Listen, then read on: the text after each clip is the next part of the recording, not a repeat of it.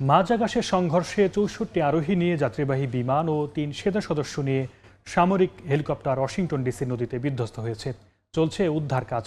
বিস্তারিত জানাতে এই মুহূর্তে নিউ ইয়র্কে আছেন সহকর্মী হাসানুজ্জামান সাকি। যাচ্ছি তার কাছে। সাকি, ধন্যবাদ।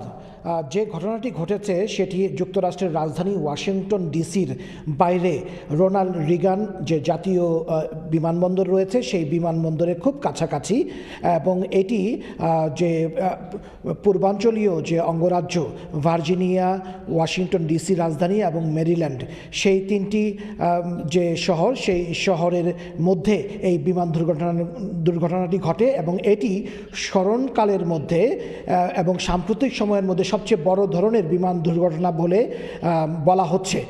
যদিও এখন পর্যন্ত জানা যায়নি যে এই বিমান দুর্ঘটনাতে কত মানুষের প্রাণহানি হয়েছে, তবে যে যাত্রীবাহী বিমানটি দুর্ঘটনার কবলে পড়েছে সেটি আমেরিকান এয়ারলাইন্সের একটি বিমান, যেটি কানসাস অঙ্গরাজ্য থেকে ৬৪ জন যাত্রী সহ এর মধ্যে 4 জন পাইলট এবং ক্রু ছিল উড্ডয়ন করেছিল, এবং ধারণা করা হচ্ছে যে সেটি হয়তো এই রোনাল্ড রিগান বিমানবন্দরে অবতরণ করতে গিয়েছিল। সেই বিমানবন্দরে অবতরণ করার সময়ে সেখানে যে সামরিক বাহিনীর একটি হেলিকপ্টার, সেই হেলিকপ্টারে 3 জন পাইলট ছিলেন।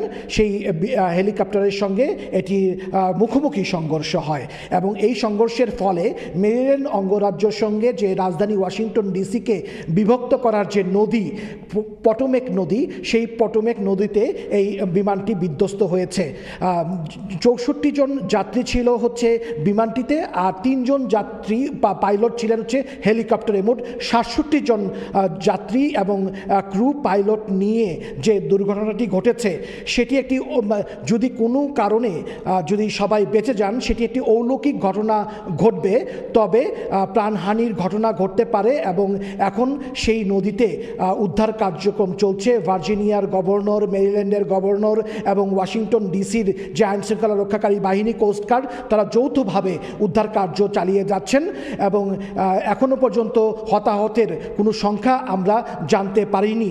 তবে সর্বশেষ যে খবর, তাতে করে এই মুহূর্তে বৈরী আবহাওয়ার মধ্যে প্রচণ্ড বাতাস বইছে আটলান্টিক সাগরের এই পারে, সেখানে উদ্ধার কার্য চালিয়ে যাচ্ছেন আইনশৃঙ্খলা রক্ষাকারী বাহিনী সহ বিভিন্ন সংস্থার যে সদস্য তারা। সেই এবং এই ছিল আমার কাছে এখনকার পর্যন্ত এই মধ্যরাতে যুক্তরাষ্ট্রে যে বিমান দুর্ঘটনার ঘটেছে সেই ঘটনার সর্বশেষ।